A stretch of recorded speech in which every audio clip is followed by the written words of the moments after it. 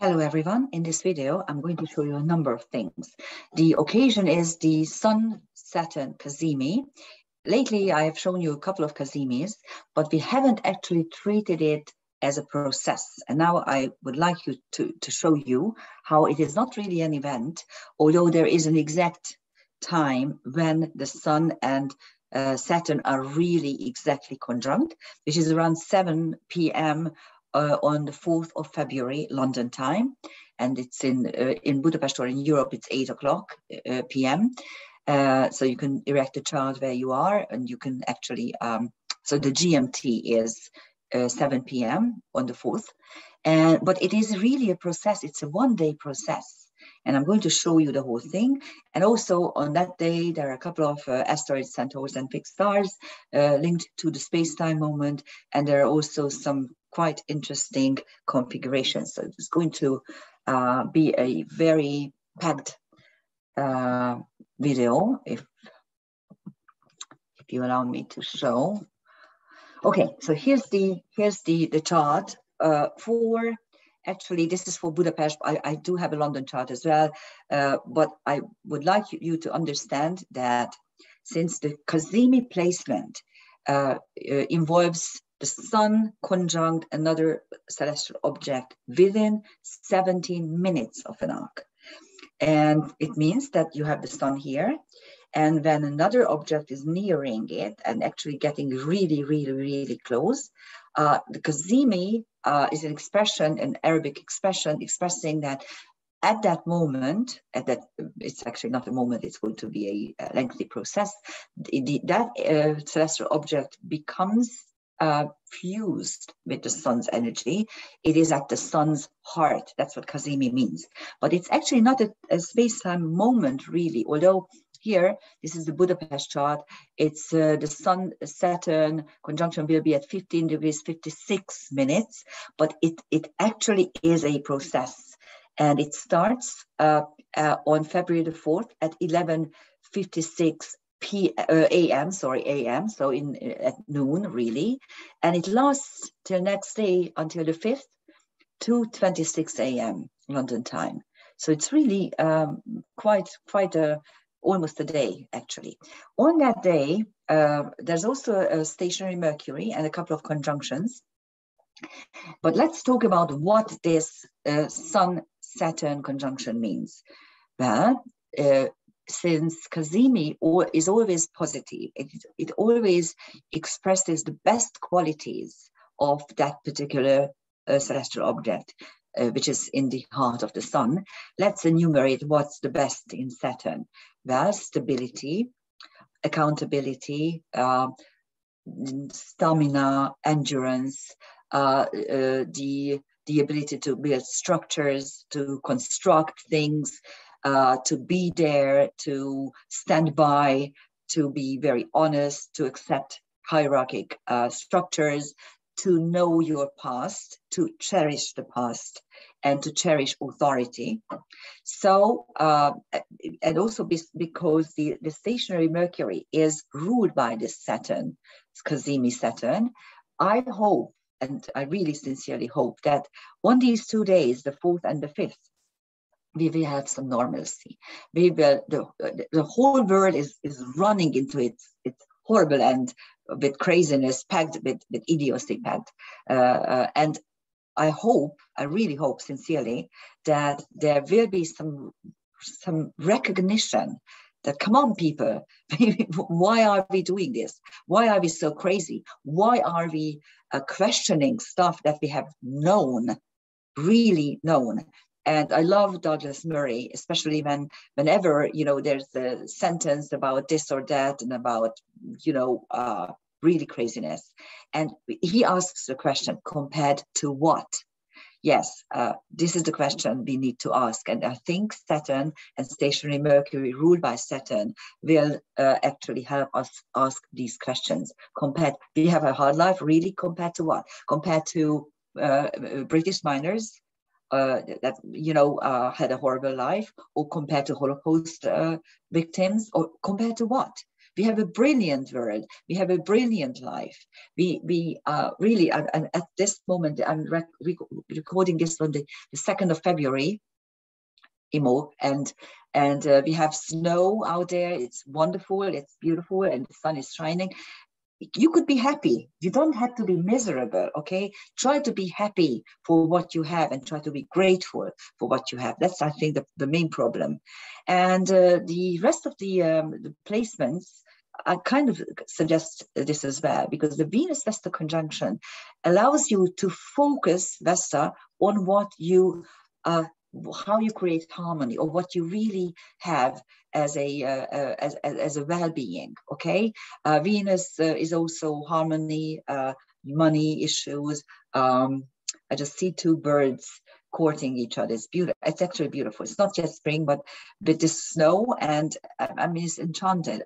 It's really, really beautiful. Anyhow, so that's Venus.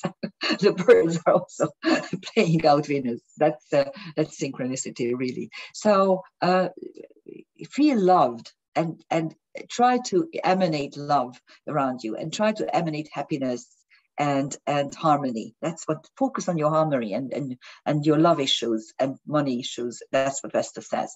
And of course, the North Node, Sedna, Ceres triple conjunction is still there. I'm not going to delineate this because I have I've done it a zillion times in the past couple of videos, so you can just watch it. And this is the London time, so Seb and the exact Kazimi. What's interesting here, on the ascendant you have Zosma, and Zosma is the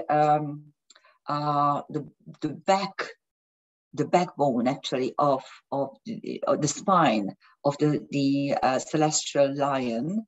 Okay, the constellation Leo is about ruling, reign, sovereignty, becoming a ruler, becoming a sovereign. And Zosma is the breaking point of this situation. So in London, this star is rising, trying to say that, yes, the whole society probably reached a breaking point and we need to heal from now on. The Sun-Saturn conjunction is on the vertex. Now, this is very interesting because the vertex is the point of no free will. I usually explain it this, where where you don't know what to do, you don't know how to proceed, you are the whim of others or outside forces. So this greatly diminishes for Londoners and for England, the England space-time moment. It greatly diminishes the potential how the Sun-Saturn can act. Unfortunately, we don't have this in Budapest, in the Budapest chart, and elsewhere it's probably going to disappear. But that is a warning sign that you need to pay attention to something that you don't know yet, or you're not aware yet. But there's also Diana, the asteroid Diana, who is the hunting goddess, and the moon at the exact space-time moment of Sun-Saturn conjunction. As I said to you, this is the Kazimi is really a process, but of course we can always find one single minute or moment, second, for it to create a chart. And when we erect this chart for London, the moon, it just moved into Aries, is conjunct Attila, Sophia, and Victoria. Attila is the Hungarian king, Attila the Hun, which has a very, very bad press, so to speak, in the Western world. We Hungarians usually have a bad press simply because we are not in the mainstream liberal craziness. And Attila, 1500 years ago, wasn't also accepting the mainstream ridiculous era of Europe at that point, which is a long story. I may talk to you about the whole thing one day, but not now. But it's interesting that the moon is highlighting Attila, and Sophia, of course, is the goddess of wisdom, and Victoria is the goddess of victory. So that's quite nice. The Mercury, stationary Mercury, is conjunct Sisyphus, suggesting that no matter how much I was very happy to see this space-time moment of the exact Saturn Kazimi, which in the London chart is on the vertex, so it's like either or really. But with Sisyphus on Mercury, that indicates to me that we need to do a lot. We just need to keep protesting and telling people how to think and telling people know what the mainstream media is trying to achieve is bull, excuse my language, and it's not the truth, and they are hiding the truth from us, and we just need to keep saying our own truth. Venus is on Nunki, and Nunki is the star in the constellation Centaur, Sagittarius, where the celestial centaur is holding the bow and arrow, and actually where the arrow is kind of leaning on the body of the centaur. So it's the point of stability where you can, before aiming, that's where we stabilize our aim. Mars is on Pan, Guinevere, and Tesla. Pan is an interesting thing. It's the little creature in the woods that makes nymphs scared, but also Pan means everything. Okay, so it's a very interesting thing that when you are really scared, when you have a big fright, there's two ways we react to it. We either freeze completely, or we act with enormous force to overcome the scare. So that those are both, and conjunct Mars, I think it's the latter, not the former, so we won't be freezing. Guinevere, of course, is the wife of Arthur, so she's the royal wife, and Tesla is the, you know who Tesla was, of course, he's the inventor, the ingenious inventor. That's all on Mars. Jupiter is still on Artemis and Tisiphone. In last videos you saw that, and Fantasy and Hell are joining as well. Hell is the goddess of underworld in Norse mythology. Fantasy means fantasy. Uranus is still on Abundancia, which means the goddess of abundance. Chiron is on Geisha, and Geishas are not hookers. Okay, they are wise and sophisticated women that Japanese men could talk to and have a conversation with. And yes, things happened as well, but it's the sophisticated, well-read woman archetype here on Chiron. So that's what is wounded at the moment. And the Neptune is still on Memnos, Sune, and Hiroshima. We spoke about it many, many times. And Pluto is still on Amicus, Hannibal, and Cleopatra. Again, we spoke about it many times.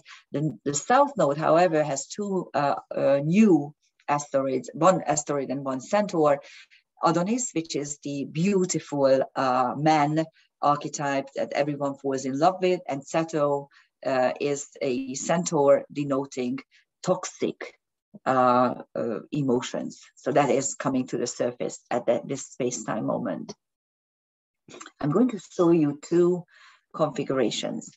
One, we have a planetary picture around 9 to 11 degrees. You may know that in karmic astrology, we have a very strict rule that configurations must be within 2 degrees. This is slightly more, but we have a couple of things that are closing. We do have a fixed T-square involving Uranus in Taurus, Hygeia in Scorpio, and Astrea in Aquarius, the apex of which is Astrea, the karma breaker. So this is about creating a healthy, divine energy pattern around you, divine and nice surroundings by breaking old embedded karma and changing whatever needs to be changed. So that is there. And the rest of the placements are kind of not there exactly, because here, Vesta is already out of the orb in a bit. Venus as well, so they are around 12 degrees already, and Mars is not yet there because it's at 8-9 degrees, the 9th degree for sure, but there, and so is Jupiter, but Mars and Jupiter make a nice sextile, so you will have energy and the will to conquer, and you connect. I call Mars Jupiter the victory aspect or the champion aspect. whenever you see Mars Jupiter, because that is what's usually happening in sports people's chart. You do have a strong Mars Jupiter almost always when you have a champion. So the Jupiter and Chiron also is at 9 degrees. So those are from one end of the orb, and then the 11 degrees are on the other end of the orb. And you can see that the Mars West Venus is somehow making one of the focal points, simply because they are not exactly conjunct. So you have a couple of trines from Uranus there. And the other focal point, of course, is Hygeia. And the third maybe is the apex. It's always useful to look at a configuration or a planetary picture and find the focal points, because it's easier for you to understand what's going on. And I'm going to show you an anaretic planetary picture as well. What do we say anaretic? What do we call anaretic? Anything at the 29th degree of a sign is anaretic. It means that is not moving anywhere. It's simply stuck in its basic meaning, its basic archetype, and the native wasn't able to push it forward. And 0 degrees, whenever something is at 0 degrees, it signifies the archetype has reached its next stage. It managed to overcome the difficulties or the hindrances in the previous sign, but it is barely there and it's still very vulnerable.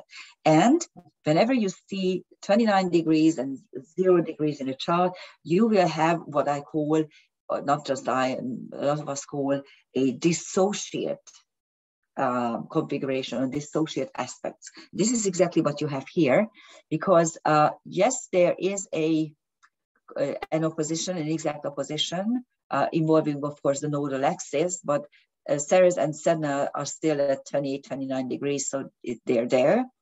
But if you take a look, and so is the asteroid Lilith, which, by the way, is on the Andromeda galaxy, so it's quite a nice placement.